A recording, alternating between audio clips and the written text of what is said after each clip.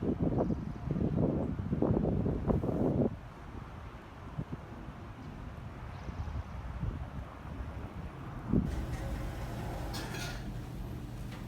so I found this guy in the parking lot who was wandering around looking a little bit lost. Think you can direct him to where he needs to go? Yeah, of course. Can I get a name, please? Let me see if you have an appointment. R? Raja? Yeah. Oh, yeah. You have an appointment at 12:30 with Dr. Bumpers. Let me check you in. Oh, that sounds like, yeah.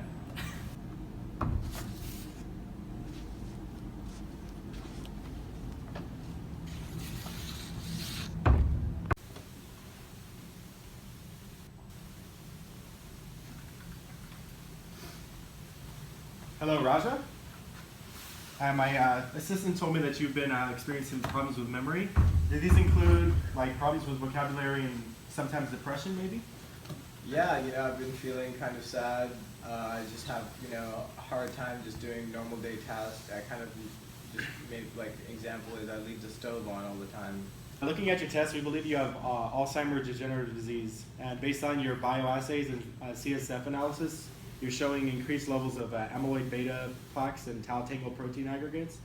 Your levels are consistent with those of moderate onset of the disease, but you still have time to combat it. You just need to take the necessary steps to do so. I've never even been here before. How could you even run these tests? What?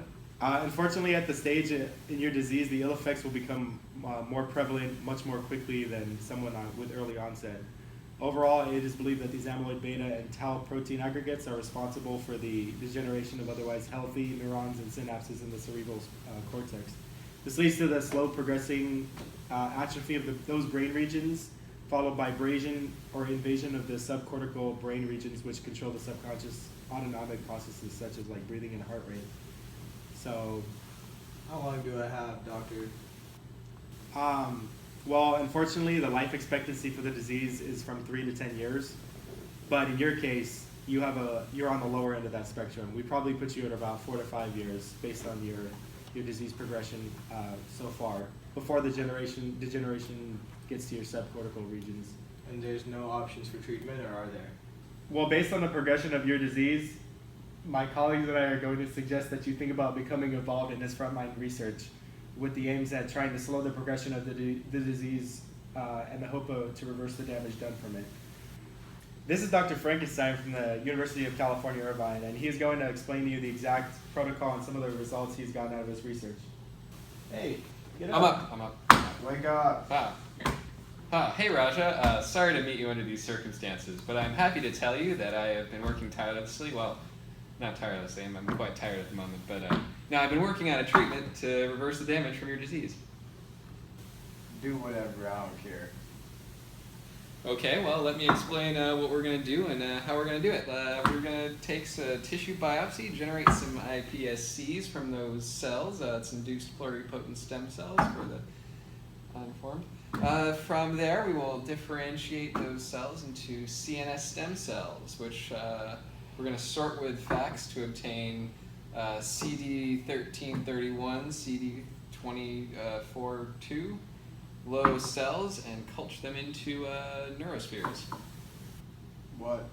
Neurospheres, they're basically tiny balls of brain tissue in a dish. Well, is that even going to help? Well, they're a way to get the cells to generate brain-derived neurotropic factor, which has been shown in previous studies to help transplanted neural cells. It all seems like sorcery to me. You sure you're not a leprechaun? Your bedside manner is terrible. I'm a doctor, not a doctor. Have you ever even done this in people before? What is a person really? If you mean a sentient creature, then sure. I mean goddamn people. If you mean Homo sapiens, then no, I have not. But there's a first time for everything. You know what? Let's do this thing. I'm sorry, you didn't make it. What? Get the real doctor in here. It worked. It's a success. How are you feeling? Horrible.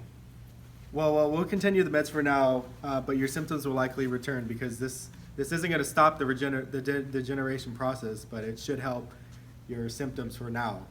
So we'll keep in touch, all right? Stop spitting science at me.